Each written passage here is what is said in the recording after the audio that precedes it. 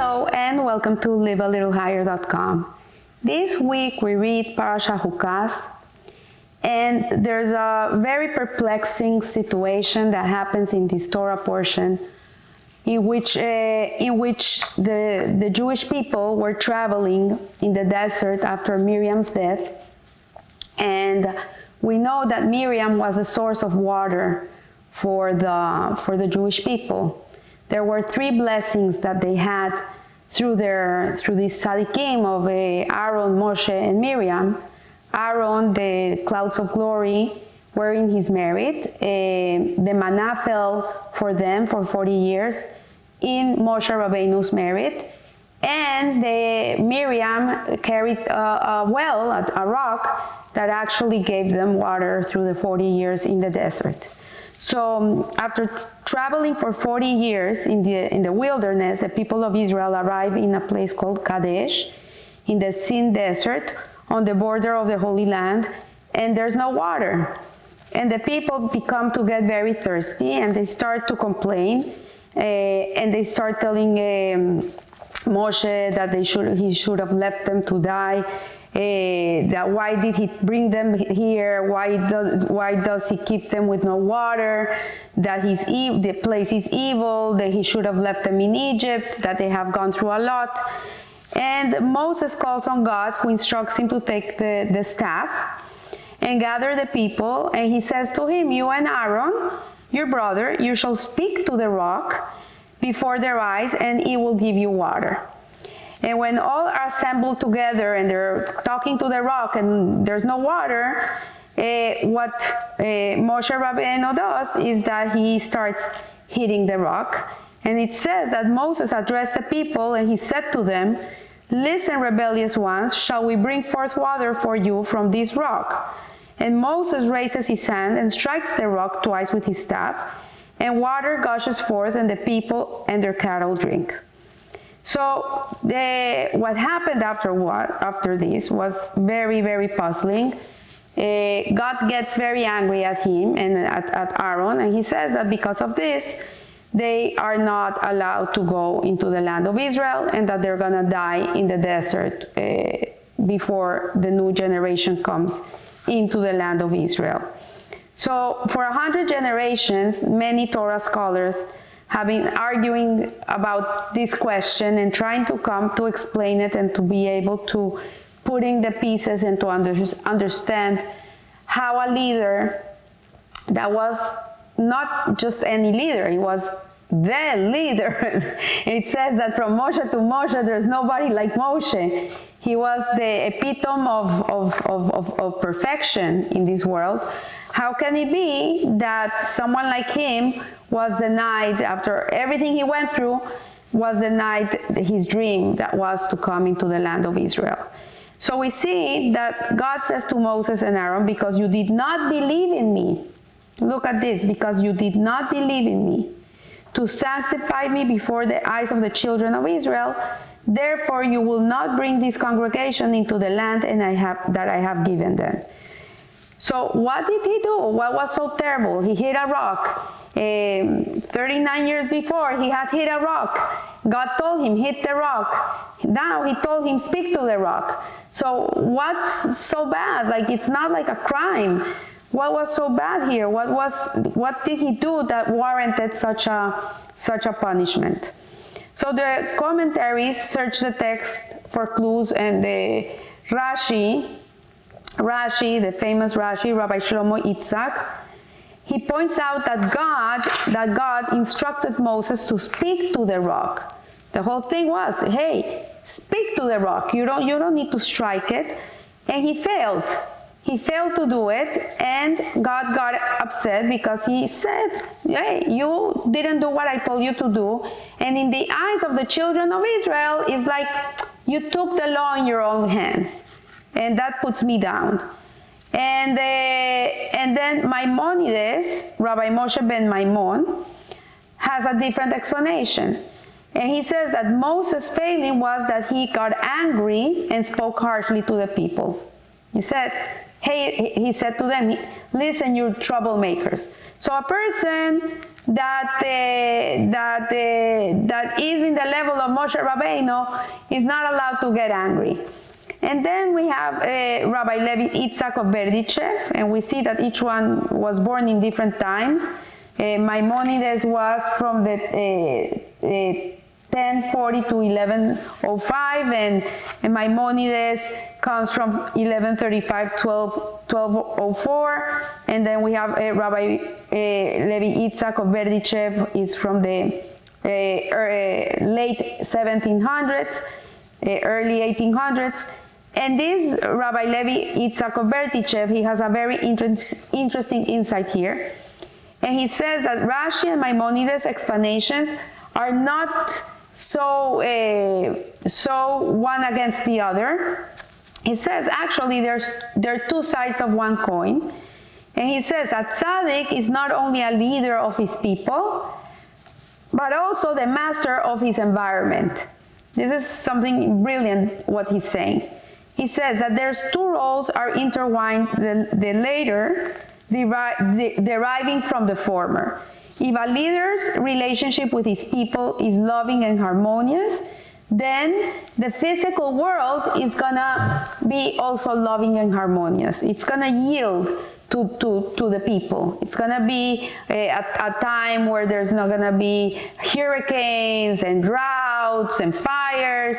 It's gonna be a time where the world, the natural world, is gonna be in hand with the people and the leader, because they are harmonious. So the whole world becomes harmonious. And then he says, but if his influence is achieved through harsh words of rebuke, then he will find it necessary to do battle with the natural world also, because the physical world is going to react to him the same way that he's acting towards his people. And then we have Rabbi Moshe ben Nachmanides from the late 1100s, early 1200s. And he finds a difficulty with this, with both explanations of Maimonides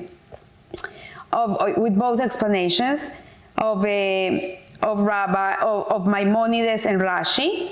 And he says, if Moses was supposed to strike the rock, he argues, why did God tell him to take along his staff? If he wasn't supposed to strike it but talk to it, why did God tell Moshe, take your staff with you?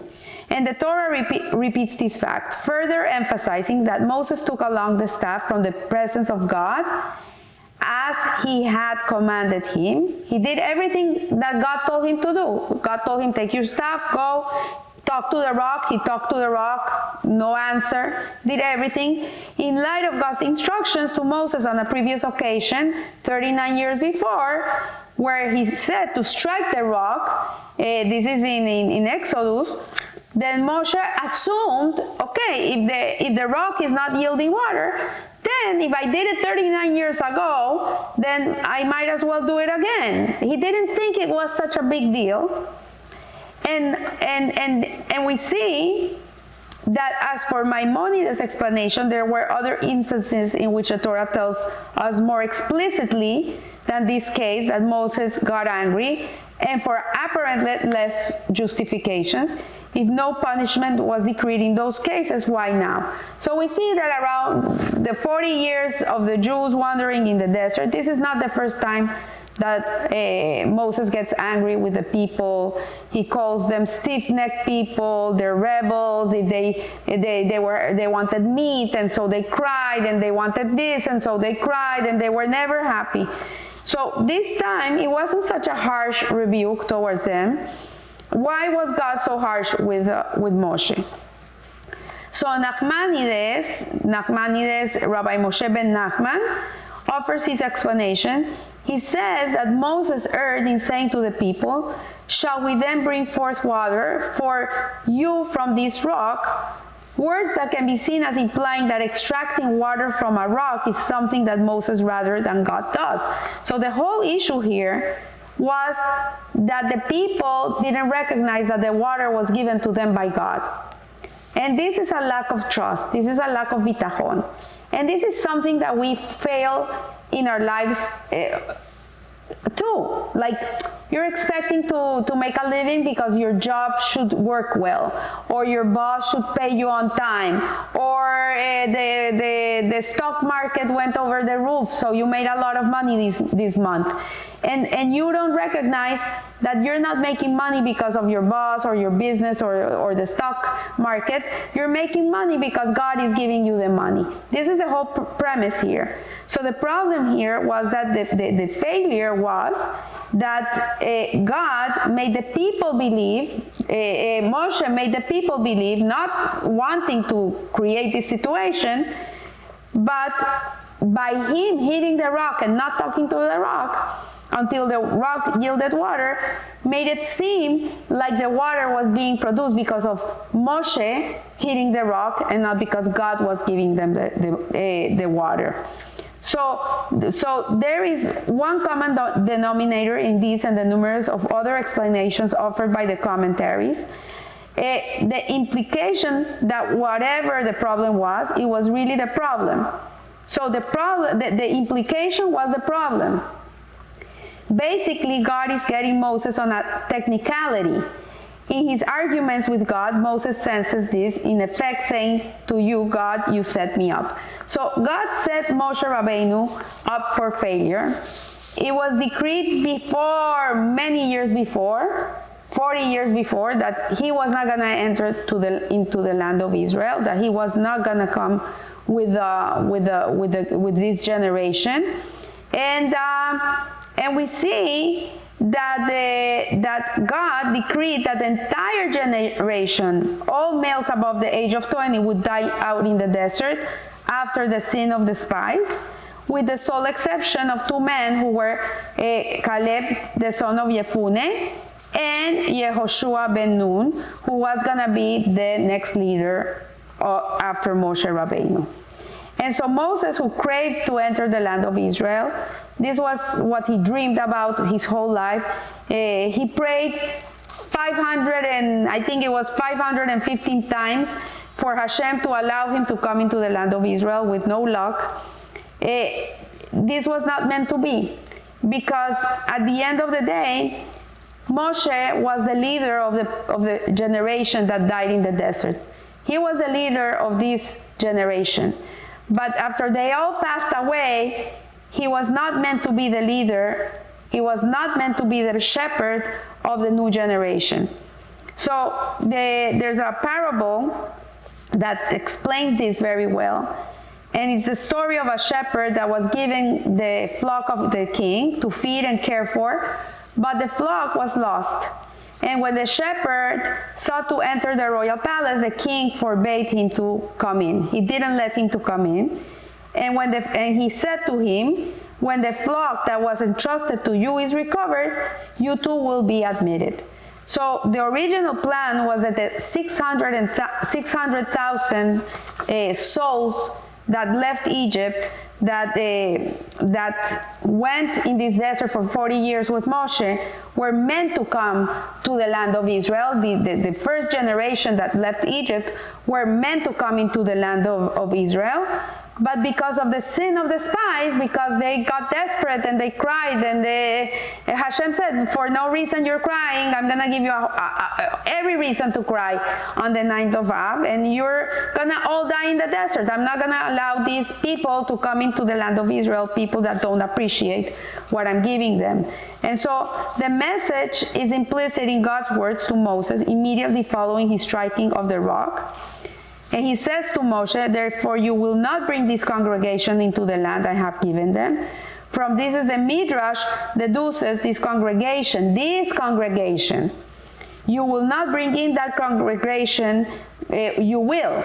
And so this congregation, the generation that came after the first generation that came out of Egypt, this is their children that were going to enter the land of Israel.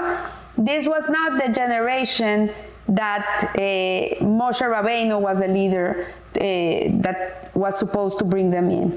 I once heard from Rabbi Josie Jacobson. He said that the problem was also that the new generation needed a different type of leadership. It's like today. You cannot raise a child the same way they raised you up. If you would have your parents raise up your kids, it would be a disaster because they're not up to this generation. You need people that understand the generation, that can be more in tune with the generation, to understand how to guide them to be successful in life.